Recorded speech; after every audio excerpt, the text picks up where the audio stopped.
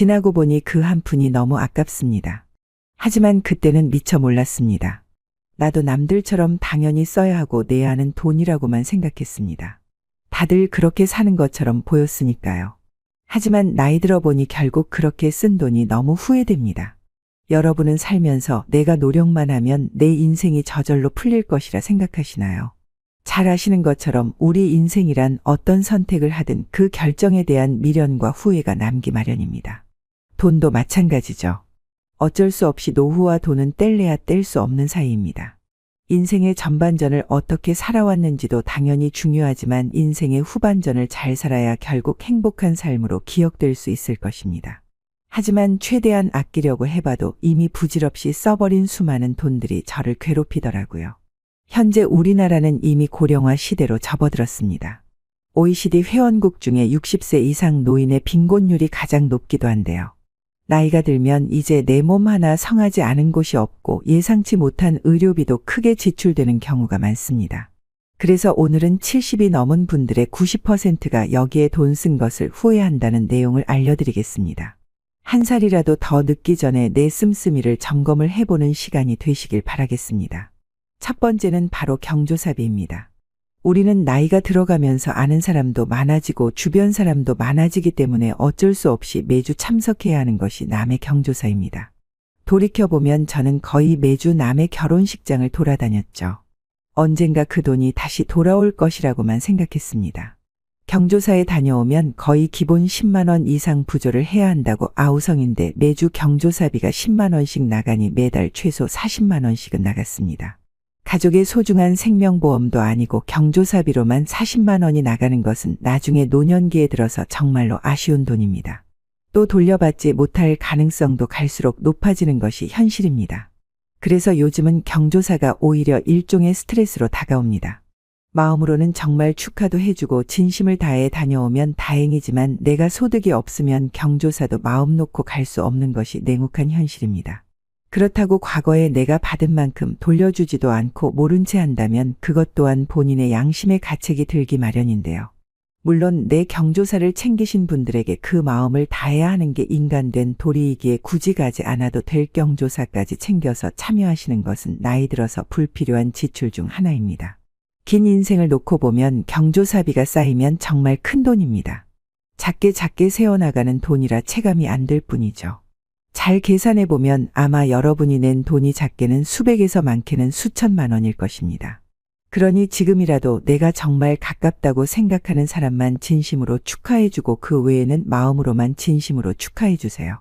축하도 매번 하게 되면 그 진심도 없어지기 마련입니다. 제 지인 중에는 이런 경우도 있습니다.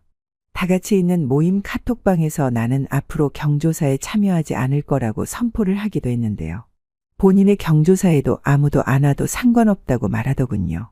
물론 이렇게까지 할 필요는 없지만 그렇다고 해서 또 서운해할 필요도 없다는 생각이 듭니다. 냉혹해 보이지만 어찌 보면 현명한 행동일 수 있습니다. 본인의 인생을 친구들이 책임질 수 없는데 누가 무엇이 어떻다고 할까요? 서로 기분 나빠하고 싸울 것도 없다고 봅니다. 경조사를 챙길 수 있는 건 본인의 삶이 일단 유지가 돼야 남도 챙길 수 있는 법입니다. 그러니 나이 들어서는 불필요한 경조사에 굳이 참석하지 않는 것이 불필요한 지출을 막는 첫 번째 지름길입니다. 체면치레를 하기 위해서 너무 많은 돈을 지출해 노후에 고생하는 일이 없기를 바랍니다. 두 번째를 알려드리기 전에 구독과 좋아요 해주시면 노후에 필요한 지혜를 제가 무료로 알려드리겠습니다. 미리 감사드립니다. 그럼 계속하겠습니다. 두 번째는 바로 남에게 있어 보이려고 샀던 사치품입니다. 주변을 보면 이런 사람들이 있죠. 간혹가다 지인 동창회 모임에 나가면 온몸에 금칠을 하고 명품으로 치장한 사람들이 있습니다.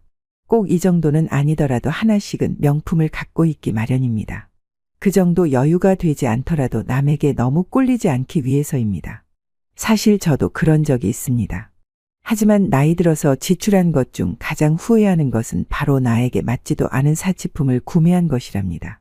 명품은 막상 살 때는 좋겠지만 얼마 지나지 않으면 그 만족도가 생각보다 오래가지도 않습니다. 정말 금방 사그라들기 마련이죠. 내가 외적으로 좋아 보이는 것도 물론 중요하지만 굳이 여유도 없는데 사치품을 사가면서 내가 그럭저럭 잘 산다고 포장할 필요가 없습니다. 또 남들은 내가 들고 있는 것과 갖고 있는 것에 그렇게 관심이 없습니다. 오히려 나이가 들면서 제일 중요한 것은 본인의 인성과 행동에서 나오는 인품과 평판이기 때문에 겉모습은 가끔가다 새치를 염색하고 옷을 깔끔하게 입는 것으로도 이미 충분합니다. 아무리 몸에 명품을 둘렀다 한들 배가 나오거나 인성이 파탄 나 있다면 아무 의미가 없습니다. 귀티나 보이지도 않죠. 차라리 사치품에 돈 쓸 바에는 내 건강에 투자하세요. 건강을 챙기는 것이 오히려 돈을 버는 지름길입니다. 당장의 소비로 행복감을 사기에는 녹록지 않은 빡빡한 세상입니다.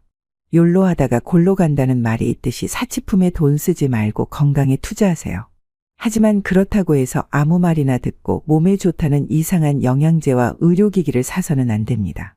나이가 지긋하신 어르신분들이나 평소 자기가 몸이 허약하다고 생각하시는 분들이 영양제와 의료기기를 무분별하게 구매하는 경향이 많습니다. 물론 정상적인 업체를 통해서 물품을 구매하면 다행이지만 이런 곳은 보통 다단계나 주변 지인을 통해서 비싸게 판매하는 경우가 정말로 많습니다. 뉴스에도 심심치 않게 나오는 것이 바로 이런 의료기기나 영양제 다단계입니다. 잘 따지고 보면 말도 안 되는 의료기기를 수십에서 수백만 원에 팔고 있고 아무 효능도 없는 영양제를 잘 모르는 어르신들에게 비싸게 팔고 있는 것이죠. 급한 마음에 이런 곳에 돈 쓰면 절대로 안 됩니다. 차라리 영양가 있는 음식을 먹고 꾸준히 등산을 다니는 것이 제일 좋습니다. 사실 우리 몸은 음식에서 나오는 영양분을 다 섭취하기도 부족합니다. 부족하다면 비타민과 미네랄 정도인데 몇만 원 하는 종합 비타민으로도 충분히 섭취가 가능합니다. 그런데 비싼 영양제가 몸에 좋다는 거짓말에 속아 친구나 지인을 통해서 비싼 영양제나 거짓 광고로 도배된 의료기기를 사지 마세요. 그럴 시간에 가벼운 운동을 꾸준히 하는 게 제일 좋습니다. 나약해진 사람의 심리를 이용한 마케팅에 가깝습니다. 여러분은 이런 데 속지 않으시길 바랍니다. 나이 들고 보니 제일 아까웠던 것.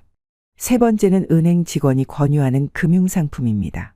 은행은 우리 삶과 너무 가까운 존재이지만 또 한편으로는 너무 위험한 곳입니다. 저 역시 종종 은행 업무를 보러 창구에 방문하고는 합니다. 갈 때마다 창구에 앉아있는 젊은 직원은 친절하게 저에게 이번에 금리가 아주 높은 투자 상품이 있다면서 기회를 놓치지 말라고 항상 가입을 권유하더라고요. 물론 저는 상품에 절대 가입하지 않지만 제 주변 지인들은 은행 직원이 내 자식 같기도 하다면서 권유 상품을 가입하시는 분도 생각보다 많이 있습니다. 하지만 절대로 가입하시면 안 됩니다. 왜냐하면 은행 직원은 절대 바보가 아니기 때문입니다. 은행은 소비자들에게 절대로 이득이 높은 것을 공짜로 알려주지 않습니다. 다 제값을 치르고 상품 권유를 받는 것인데요. 상품에 가입하면 우선 권유한 직원이 혜택을 보게 되고 은행에 돈을 벌어다 주는 꼴입니다. 물론 상품이 이익이 나면 상관이 없겠지만 손실이 발생하면 그때 문제가 생깁니다. 은행에서는 절대로 책임지지 않습니다. 처음 상품에 대한 약관을 들었을 때는 무조건 이익을 보고 원금 손실이 없다고 하지만 나중에 상품이 잘못되어 손실을 보게 되면 없던 약관이 새로 나오게 되고 조그만 글씨로 쓰여 있는 걸 발견하게 됩니다. 정말 나 몰라라 하는 꼴입니다. 그래서 은행은 정말 조심하셔야 합니다. 다 옛말이 맞습니다. 세상에는 공짜가 없다는 말이 있듯이 내 손 하나 안 타고 돈 벌어다 주는 곳은 없다고 생각하시길 바랍니다. 은행이 추천해 주는 것이니 좋겠지 싶어서 무턱대고 투자했다가 노후 자금을 모두 날린 경우도 정말로 많습니다. 꼭 좋은 상품을 찾아 투자하지 않아도 충분히 잘 먹고 잘 살 수 있습니다. 단 한순간의 잘못된 판단으로 노후에 꼭 필요한 자금을 잃어버리는 일이 없으시길 바랍니다. 어떠신가요? 조금 더 나이 들어 여러분의 없어서는 안 될 소중한 노후 자금이 줄줄 새어나가고 있지는 않으신가요? 돈이 전부는 아니지만 돈이 없으면 인간다운 삶을 살기 어려운 사회입니다. 지나고 보면 별것 아닌 것 같지만 다 아까운 돈이고 한 푼이라도 아쉬운 상황이 옵니다. 부디 여러분은 풍요로운 노후를 보내시기 바라며 오늘 제 경험으로 알려드리는 인생의 지혜가 여러분의 삶을 조금씩 변화시키길 바랍니다. 그럼 구독, 좋아요 한 번씩만 부탁드리겠습니다. 정말로 감사드립니다. 나이 드니 저도 이제 슬슬 걱정이 되기 시작합니다. 60대가 넘어가면 많은 분들이 누구나 한 번쯤 자신의 마지막 거처에 대해서 생각해 보고는 합니다. 100세 시대라는 말이 많아서 노후 준비라고 하면 많은 분들이 재정적인 준비만 생각하곤 합니다. 그러나 마지막 거처에 대해서 생각하는 것은 재정적인 문제만큼 아주 중요한 부분입니다. 갈수록 우리의 평균 수명이 길어지면서 살아가야 할 날들이 아직 많이 남았기 때문이죠. 하지만 사람들은 아직 깊게 고민해 보지 않는 문제이기도 합니다. 제 주위만 봐도 많은 분들이 현재 살던 집에서 마지막까지 늙어가기를 희망하는 분들이 아주 많습니다. 지금 머물고 계신 현재 집에서 계속 살고 싶다고 이야기하는 것이죠. 거기서 오래 살아오셨을 테니 익숙하기도 하실 테니까요. 그렇지만 요즘 실버타운 광고가 눈에 띄게 많이 보이고 있다 보니 한 번쯤은 그곳이 어떨까 싶은 마음도 한편으로는 드실 것입니다. 왜냐하면 최고급 시설과 편리한 커뮤니티 시설 등 화려한 광고로 노년의 우리들에게 달콤한 유혹을 합니다. 실제로 광고를 보고 실버타운 입주를 고려하는 분들도 많으신데요. 은퇴 후 행복한 삶을 꿈꾸며 많은 사람들이 선망하는 실버타운이지만 실제로 입주해 보니 꿈만큼 멋진 곳은 아니었다고 후회하는 목소리도 적지 않습니다. 과연 실버타운은 은퇴 후 행복한 삶을 보장하는 천국일까요? 아니면 정말 살아있는 지옥일까요? 오늘은 많은 분들이 궁금해하실 실버타운에 대해 직접 경험해 본 분의 사연을 통해 여러분의 노후의 마지막 거처를 선택하는 데 실질적인 조언을 드려보려고 합니다. 70대 초반인 김정순 씨는 하나뿐인 자신의 딸의 권유로 실버타운에 입주하게 되었다고 합니다. 딸은 어머니가 더 안전하고 편하게 지낼 수 있을 것이라 믿었기 때문에 어머니의 행복을 위해서 권유를 한 것이었죠. 남편과 일찍 사별한 정순 씨는 딸이 시집을 가고부터는 줄곧 혼자서 지낼 수밖에 없었고 최근에 몸이 안 좋아 새벽에 응급실에 간 적이 있었기에 딸은 혼자 사는 어머니가 걱정되었던 것이었습니다. 오밤중에 혹시 어머니에게 무슨 일이 생기면 누군가 바로 치료해 줄 것이라고 생각한 것이죠. 또 실버타운에 가면 또래분들도 많아 편하고 친구들도 많이 사귈 수 있다고 들었답니다. 딸은 진심으로 어머니의 안락한 노후를 바라는 마음이 담겨 있었습니다. 정순 씨는 긴가민가 했지만서도 딸네 부부에게 짐이 되고 싶지는 않았기 때문에 딸의 권유를 결국 받아들였습니다. 그렇게 정순 씨는 원래 살고 있던 집을 처분하고 보증금을 마련하여 실버타운에 입주하기로 마음먹었습니다. 실버타운에 처음 입주해 본 느낌은 이랬다고 합니다. 우선 깔끔하고 현대적인 시설에 감탄했고 건물 로비는 밝고 환한 색감으로 꾸며져 있었습니다. 게다가 각 층마다 취미시설을 즐길 수 있는 장소도 넉넉했습니다. 또 무엇보다 직원들은 친절하게 그녀를 맞이하며 입주를 환영했습니다. 그녀는 다른 입주민들과의 대화를 통해 새로운 친구들을 사귈 수 있을 것이라는 기대에 부풀었다고 합니다. 첫날의 실버타운의 직원들은 정순 씨에게 각종 프로그램과 시설을 소개하며 입주민들이 어떻게 생활할 수 있는지 설명해 주기도 했죠. 첫날 같이 간 정순 씨의 딸과 사위도 이 정도면 어머니가 편하게 지낼 수 있을 것이라 생각하고 안심하고 돌아갔다고 합니다. 다음 날 아침 정순 씨는 이른 아침부터 체조 프로그램에 참여해서 먼저 와 있던 이웃들과 함께 스트레칭과 산책을 즐기며 기분 좋은 하루를 시작했습니다. 모든 것이 순조롭게 보였습니다. 아침에 운동도 하고 좋네요. 기분이 좋은 정순 씨는 사람들에게 인사도 하며 친해지려고 말을 걸었습니다. 하지만 돌아오는 대답은 쌀쌀맞기 그지 없었습니다. 뭐 그렇죠? 이렇게 좋은 곳에서 기분이 안 좋은 일이 있었나 싶었지만 정순 씨는 그런가 보다 하고 말았습니다. 며칠 동안 새로운 환경에 적응하느라 바빴지만 점차 사람들의 행동과 분위기가 눈에 들어오기 시작했습니다. 실버타운에서 진행하는 프로그램에 참여할 때마다 정순 씨는 기존에 같은 그룹의 사람들끼리만 어울리는 모습을 목격했습니다. 그래도 친해져 보려고 가끔씩 인사를 건네봤죠. 안녕하세요. 저도 같이 참여해도 될까요? 그러자 돌아오는 대답은 이랬습니다. 뭐 하다가 여기에 들어오셨어요? 당황한 정순 씨는 은퇴하고 딸의 권유로 들어왔다고 하니까 대답을 들은 사람들은 자기들끼리 히히덕거리고 웃다가 재밌게 놀라고 하고 가버렸다고 합니다. 심지어 말을 다 하지도 않았는데 말이죠. 시간이 지나면서 정순 씨는 점점 실버타운의 현실을 깨닫기 시작했습니다. 어느 날 점심 식사 시간에 옆 테이블에서 하는 이야기를 우연히 듣게 되었습니다. 저것 좀 봐봐. 아무리 편하게 밥을 먹으러 온다고 해도 그렇지 집에서 입던 옷을 그대로 입고 왔나 보네. 그러니까 말이야. 사람들도 많은데 부끄럽지도 않은가? 집에서 편하게 입던 옷을 입고 식사를 하러 온 정순 씨는 누가 봐도 자기에게 하는 말이라는 것을 알게 되었죠. 심지어 어느 순간부터 그 사람들은 자기들끼리 영어로 대화를 하기 시작했습니다. 그렇게 잘하는 것 같지도 않았는데 마치 자신들은 꼭 영어를 잘한다고 뽐내고 싶어 하는 것만 같았다고 하죠. 정순 씨는 젊었을 때부터 일을 하기 시작해서 영어를 잘 알거나 그렇진 않았지만 어찌된 게 그 모습이 부럽다거나 대단해 보이지 않고 못마땅해지기 시작했습니다. 그렇게 볼일을 마치고 방으로 돌아가던 정순 씨에게 어떤 분이 갑작스럽게 말을 걸었다고 합니다. 저기 여기 들어오신 지 얼마 안 됐죠? 여기는 이미 친해진 사람들끼리 지내려고 하는 문화가 있어요. 들어오기 전에 무슨 일을 했는지 어디 살았는지 물어보기도 하고 그러다 자신들과 비슷한 일을 한 사람이면 무리에 껴주기도 하고요. 최대한 비슷한 사람을 찾는 게 무리를 만드는 게 편할 거예요. 정순 씨는 실버타운까지 와서 무리를 지어 다닌다는 이야기를 듣고 기가 막히기도 하고 어이가 없었습니다. 마치 무슨 여기가 학교도 아니고 그저 다들 여생을 행복하게 보내자고 찾아온 곳인데 뭐 그렇게까지 서로 무리를 만들고 정치질을 하려나 싶었죠. 하지만 무시하려고 해도 쉽게 그러진 못했습니다. 어느 날은 취미 활동을 하려고 미술교실에 가니 그곳에도 들어가자마자 벽 같은 그룹 간의 경계가 느껴졌습니다. 분명 빈자리인데 앉으면 누군가가 거기는 이미 자리가 있다고 하면서 못 앉게 막았다고 합니다. 자신들과 친한 일행의 자리를 미리 맡아둔 것이었죠. 단순히 취미 생활을 즐기기 위해 참여하려 했던 것뿐인데 거기서조차 어느 무리에 껴있지 않으면 즐길 수 없었죠. 마치 실버타운에 와서까지 이렇게 악착같이 버텨야 하나 싶은 좌절감이 들었습니다.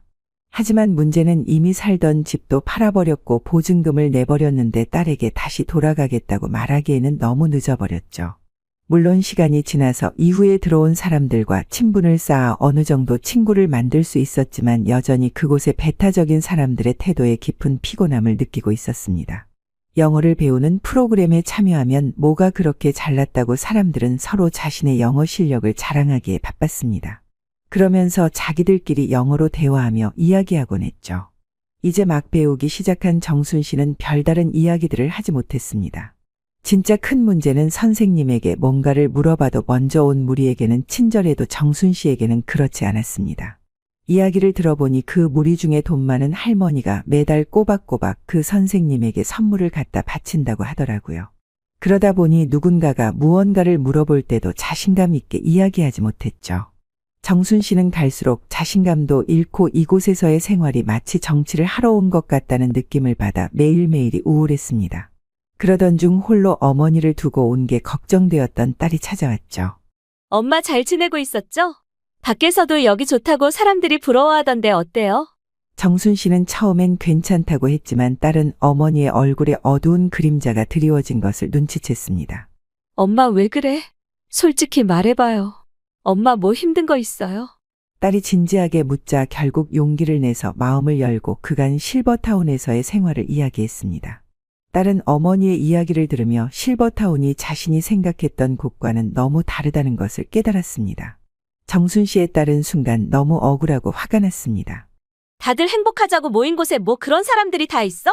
내가 그 사람들한테 가서 진짜 한마디 해야겠어요.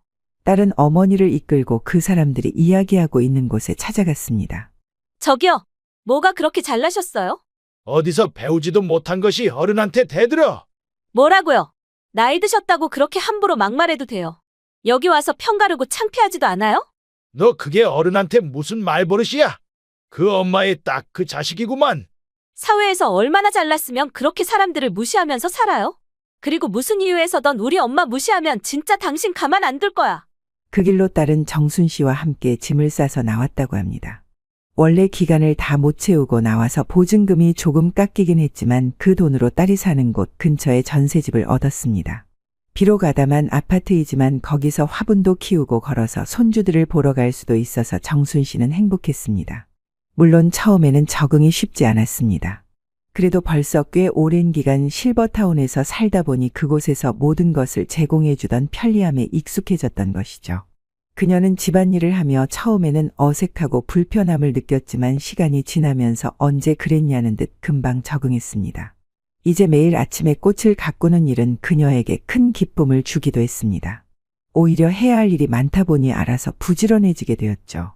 또 실버타운이 아니더라도 근처 동네에는 다양한 취미 생활을 즐길 수 있는 문화센터가 있었고 가까운 거리에 공원이 있어 산책을 하기에도 좋았습니다. 매일 아침 눈을 뜨면 공원에서 가벼운 운동을 하고 문화센터에서 열리는 취미반에도 참여했습니다. 그곳에서 잘난 척하지 않고 수수한 사람들과 인사를 나누며 서서히 새로운 친구들을 사귀게 되었습니다. 정순 씨는 수업에서 만난 친구들과 함께 커피도 마시며 이야기하는 시간이 그렇게 행복할 수 없었습니다. 그곳에서는 실버타운에서와 달리 새로운 사람을 배척하려는 행동도 없었죠. 게다가 근처에 큰 대학병원이 있어 몸이 조금 불편할 때면 언제든지 찾아갈 수 있겠다 싶어 마음이 놓이는 효과도 있었습니다. 정순 씨는 비로소 이곳이 내가 살아야 할 마지막 거처다라는 생각이 들면서 동시에 행복감과 소속감을 느꼈습니다. 이런 게 진정한 행복이 아닐까요? 물론 훌륭한 편의시설을 다 갖춘 실버타운이 좋아 보일 수는 있습니다. 그러나 월 300만 원에서 500만 원 이상의 돈을 내면서 거주해야 하는데 그곳이 천국이라고만 생각하면 정말 큰 오산입니다. 그 정도의 돈이면 우리가 사는 곳 근처에서도 충분히 취미 생활을 즐길 수 있습니다. 또 요즘은 동네 복지관만 가도 다양한 문화 프로그램들도 있기까지 합니다. 실버타운이 아무리 좋아 보여도 자세히 들여다보면 꼭 그렇지만은 않을 것입니다. 그러면 도대체 어느 집에서 살아야 행복할까요? 제일 중요한 것 하나만 기억하시면 됩니다.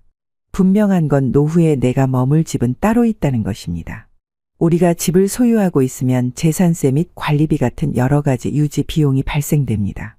여기서 반드시 고려해야 할 부분은 바로 노후에 내가 이 집을 매매한다면 얼마만큼의 차익을 얻을 수 있을지 미리 파악해 두는 것입니다.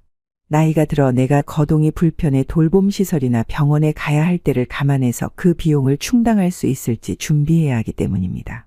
또 내가 가지고 있는 금융자산이 적을수록 자택 매매를 고려하지 않을 수 없게 됩니다. 나이 들어 예상하지 못하게 갑자기 닥칠 수 있는 목돈을 대비하는 것이죠. 또 현재 사는 집이 필요 없이 너무 크고 관리하기 어렵다면 노후용 집으로 이사하는 것을 권하고 싶습니다. 왜냐하면 갈수록 다리에 힘이 줄어들기 때문에 너무 크고 넓은 집은 집만 될 뿐입니다. 게다가 무엇보다 편의성이 고려되어야 합니다. 이제는 무작정 걸어 다니기 힘드니 지하철 같은 대중교통이 편리한 곳이나 아무리 멀어도 30분 이내에 병원이 있는 곳을 선정하는 곳이 좋습니다. 아니면 정순 씨의 경우처럼 최대한 가족과 가까운 곳을 선택하는 것도 방법입니다. 여러분은 어떻게 생각하시나요? 무작정 남들이 좋다고 하는 곳을 따라하기보다 진짜 나에게 필요한 것들을 기준으로 내가 노후에 머물 거처를 정하는 것이 내 남은 인생에서 정말로 중요한 문제입니다. 꼭 나를 잡고 고민하지 마시고 이렇게 제 이야기를 들으면서 스쳐가듯 그냥 한 번쯤 생각해 보시는 건 어떨까요? 아마 여러분의 남은 노후를 행복하게 만들어줄 중요한 선택이 될 것이기 때문입니다. 여러분은 풍요로운 노후를 보내시길 바라며 오늘 제 경험으로 알려드리는 인생의 지혜가 여러분의 삶을 조금씩 변화시키길 바랍니다. 그러면 구독, 좋아요 한 번씩만 부탁드리겠습니다. 정말로 감사드립니다. 더 나이 들기 전에 한 번쯤은 반드시 생각해 보셔야 하는 문제가 있습니다. 여러분은 우리가 남은 인생을 보낼 주거지에 대해 깊게 생각해 보신 적이 있나요? 여러분은 현재 어디서 살고 계신가요? 우리는 나이가 들면 내가 앞으로 살아야 할 곳을 정해야만 하는 순간이 옵니다. 지금 계신 곳이 아니라 다른 곳으로 가야 한다는 의미입니다. 다른 곳에서 산다고 하면 많은 분들은 전원주택으로 가야 되나 아니면 실버타운으로 이주해야 하나 이런 고민을 하실 것입니다. 은퇴를 앞둔 우리나라 중장년층을 대상으로 노후에 희망하는 주거 형태에 대한 설문조사를 진행했습니다. 응답자의 79%는 지금 현재 살고 있는 집에서 살겠다고 답했습니다. 지금까지 살아오기도 했어서 정든 집에서 계속 지내고 싶어하는 마음을 잘합니다. 하지만 반대로 다른 곳으로 이주하고 싶다는 생각을 갖고 계신 분도 21%나 있었습니다.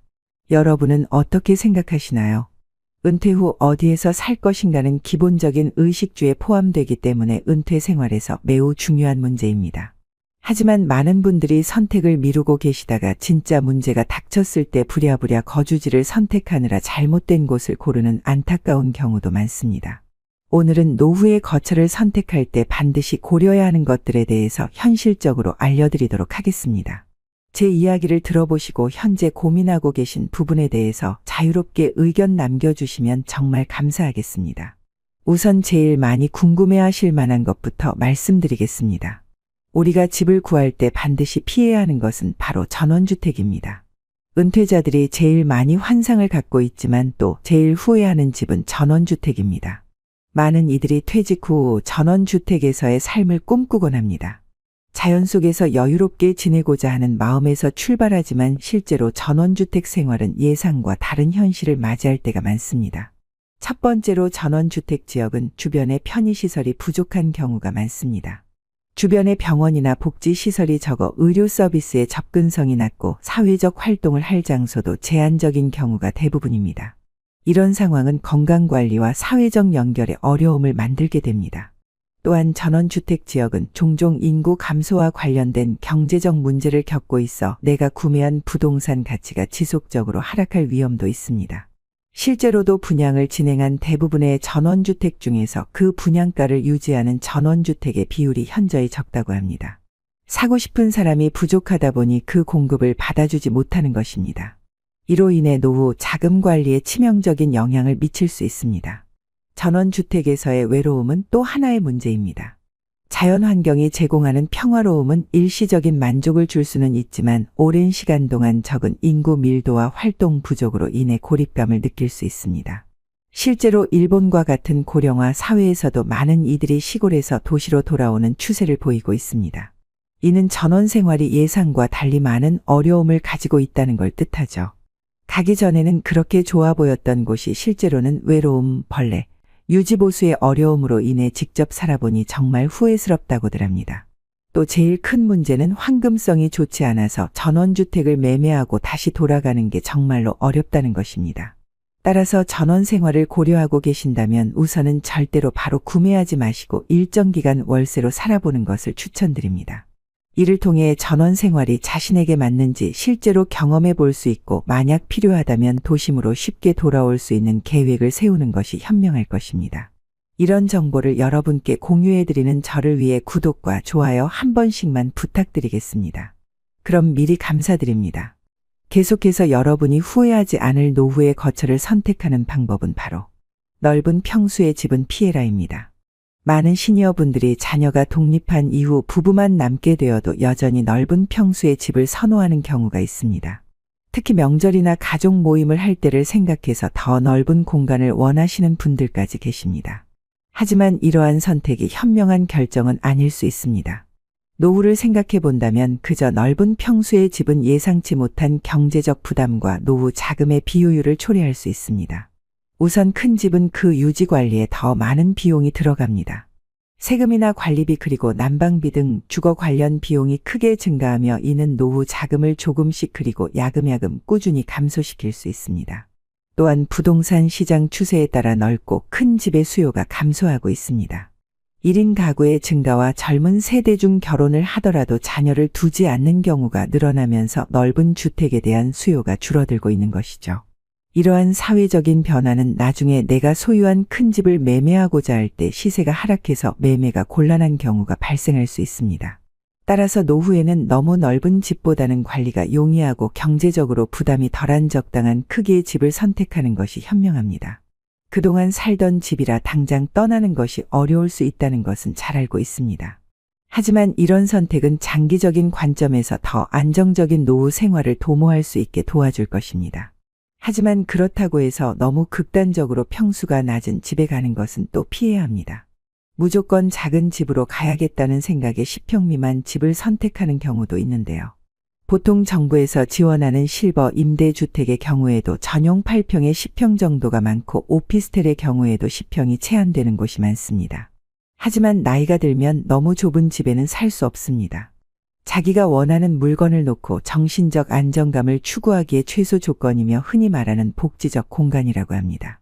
그래서 노후에 가장 좋은 주거 형태는 최소 16에서 20평대의 소형 평수를 추천드립니다. 집을 고르는 세 번째 기준. 근처에 30분 이내에 병원이 있는 곳을 선택하라. 가까우면 가까울수록 좋은 것이 병원이지만 특히 30분을 강조하는 이유는 우리 같은 시니어가 기초 의료 서비스에 접근하기 위한 최단 시간이 30분이기 때문입니다. 정말 위급한 상황을 제외하고는 30분 이내에 병원에 갈 수 있으면 충분합니다. 요즘 의료시설이 잘 되어 있어 지방의 몇몇 곳을 제외하면 보통은 30분 이내에 병원이 있는 경우가 많지만 그래도 항상 잘 따져보시기 바랍니다. 사실 개인적으로는 노후의 집을 선택할 때는 병원이 가장 우선순위가 돼야 한다고 생각합니다. 그 이유는 중년을 넘어가면서 우리 몸에 하나둘씩 고장이 나기 시작합니다. 아무리 몸 관리를 잘한다고 해도 70이 넘어가면 어쩔 수 없이 병원을 밥 먹듯이 가게 됩니다. 아직 그렇지 않다고 하더라도 어쩔 수 없는 일이죠. 그래서 이왕 가게 될 것이라면 큰 맘 먹고 몇 시간씩 가는 게 아니라 최대한 가까운 곳에 병원이 위치한 지역에서 거주하시는 것을 추천드립니다. 네 번째는 자녀와 살아야 한다면 최대한 같이 살지는 말고 근처를 선택해라입니다. 우리는 자녀와 살고 싶지 않지만 어쩔 수 없이 함께 살아야 하는 상황이 올 수도 있습니다. 많은 시니어분들의 고민은 사별을 경험할 때 이사를 생각하게 된다고 합니다. 사별을 경험하게 되면 내가 몇십 년을 살던 내 집이 갑자기 공허하고 무섭기 시작합니다. 또 한 가지는 집이 너무 관리하기에 크고 어렵습니다. 그래서 그때 집을 좁혀 가거나 아니면 자녀들이 가까이 있는 쪽으로 옮겨가시는 분들이 많이 계십니다. 이때 우리가 반드시 고려해야 하는 부분이 있습니다. 부모와 자녀가 함께 살면 주거비나 식비의 부담이 줄어들고 외로움은 어느 정도 해소될 수 있으나 며느리나 사위관계에서 오는 새로운 인간관계 스트레스가 생길 수밖에 없습니다. 설령 아무리 여러분에게 잘해준다고 하더라도 기본적으로 남이라는 것에서 오는 차이가 있을 수밖에 없습니다. 나이 들어서까지 자식들 눈치 보거나 스트레스 받아가면서 살아야 할 이유가 있을까요? 만약 그렇다고 하면 정말 행복한 인생이라고 할 수 있을까요? 따라서 어쩔 수 없이 자녀와 함께 살아야 한다면 함께보다는 근처에서 사는 것이 가장 이상적입니다. 만약 손주가 있다면 손주가 어렸을 때는 손주를 돌보는데 손을 보태거나 성장을 지켜보며 삶의 활력을 얻는 것도 좋습니다. 하지만 최대한 각자의 삶을 분리하고 존중하며 사는 것이 여러분이나 자녀 모두에게 좋은 길입니다. 누구든 적절한 거리를 유지하는 것이 노후 생활에서 스트레스를 최대한 줄이면서 현명하게 지내는 방법이기 때문입니다. 여러분의 생각은 어떠신가요? 아니면 여러분의 현재 상황은 어떠신가요? 자유롭게 의견 남겨주시기 바라며 부디 여러분은 풍요로운 노후를 보내시기를 기원합니다. 오늘 제 경험으로 알려드리는 인생의 지혜가 여러분의 삶을 조금씩 변화시키길 바랍니다. 그럼 구독, 좋아요 한 번씩만 부탁드리겠습니다. 정말로 감사드립니다.